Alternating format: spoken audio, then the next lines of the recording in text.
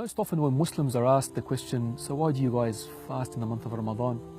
The most common answer is to empathize with the poor or to know what it's like to be hungry. Now, although these answers may be partly true, there's a lot more to fasting than this. If we were to look into the Quran, it in fact reveals something a lot deeper. Allah subhanahu wa ta'ala says, O you who have believed, fasting has been decreed upon you as it was decreed upon those before you, so that you may obtain taqwa. Meaning that the purpose of fasting is to gain this taqwa. But what exactly is taqwa?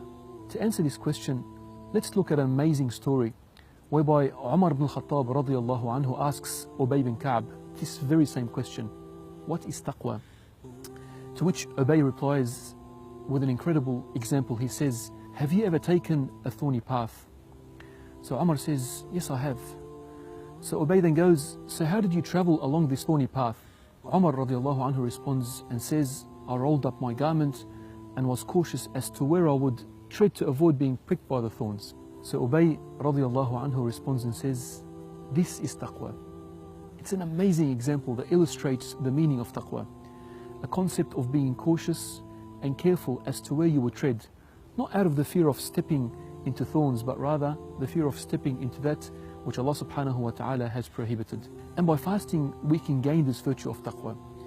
By abstaining from food and drink and constantly being cautious not to eat or drink during the day, we develop a heightened sense of awareness of Allah subhanahu wa ta'ala and more God consciousness. And surely if we can learn to be cautious in avoiding the consumption of food and drink which are generally permissible, then we would similarly be able to train ourselves to be much stronger and much cautious from falling into that which is otherwise impermissible, such as backbiting, gossip, the unlawful gaze, or even disobeying our parents. So if anyone asks you, why do you fast?